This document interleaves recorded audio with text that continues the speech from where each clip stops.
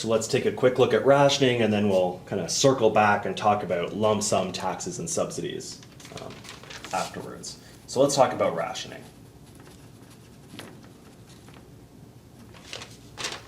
So here's where the government, and I guess it could be something else too, but the government mandates that consumption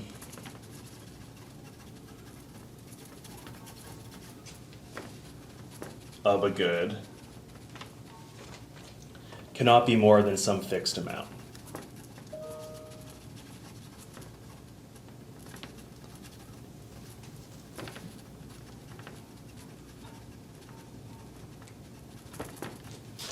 We saw classic examples would be during World War II, there's lots of rationing about certain foodstuffs and things like that, in terms of butter and things like that.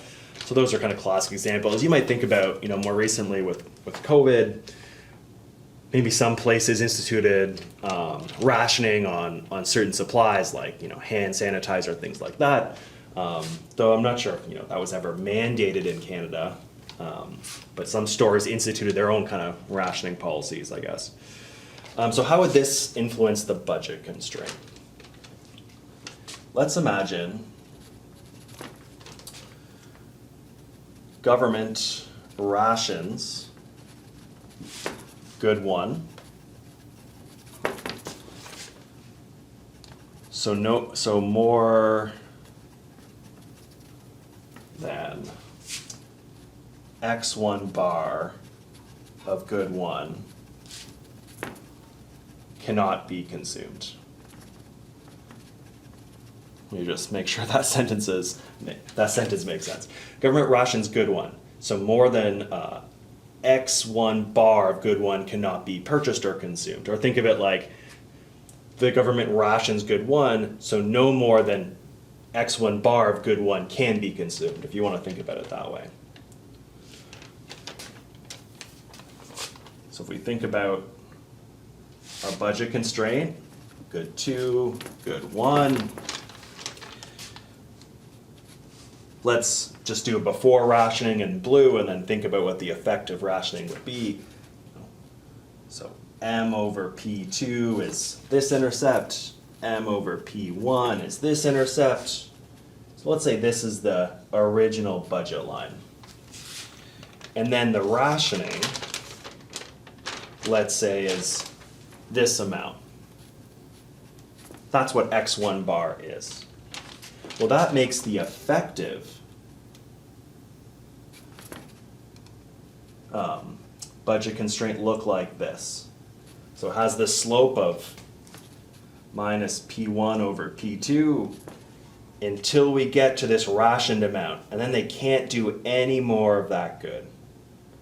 So this makes the new budget constraint kind of a straight line, and then it just goes vertically down.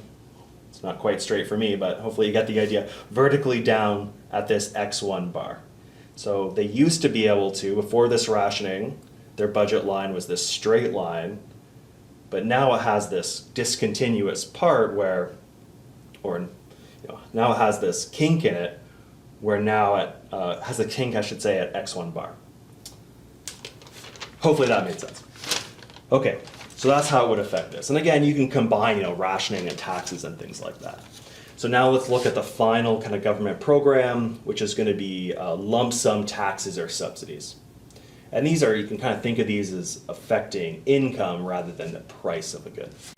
All right, so the last policies that we're looking at, I think we did 4 taxes so far, like taxes / subsidies. We did rationing. I guess I didn't number that one, so I won't number this one. We're going to look at lump sum taxes / subsidies.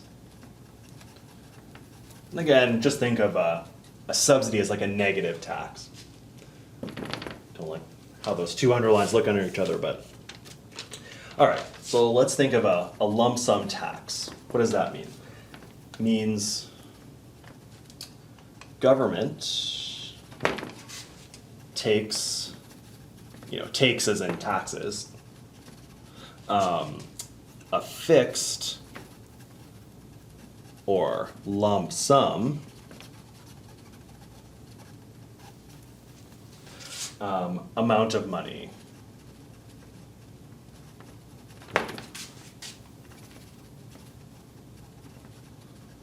Amount of money away, regardless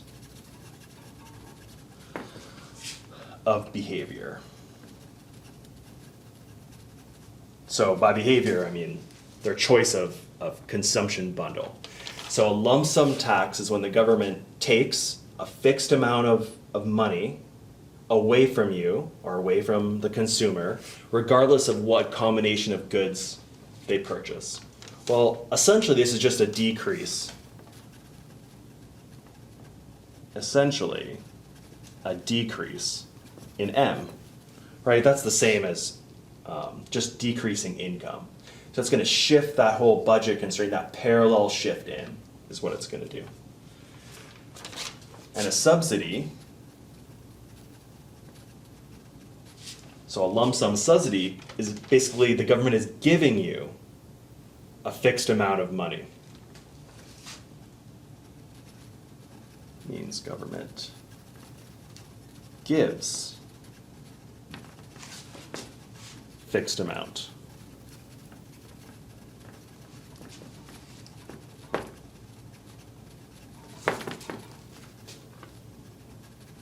Regardless of behavior. So if there is a subsidy the government gave, basically it's up to you how you want to spend it. They're just giving you, they're transferring you some money. This is essentially an increase in M. So essentially, an increase in M. So it's an increase in your budget if you're given a subsidy. So basically this is like a shift, a parallel shift into the budget constraint, and this is a parallel shift out of the budget constraint. So we've already seen how these two things affect our budget constraint. We just have to remember to associate with these lump sum taxes with a decrease in income and a lump sum subsidy with an increase in income. Okay, so that's kind of concludes our examination of the budget line or the budget constraint. Now next chapter we're going to start to think, that was our look at, well, what determines what people can afford?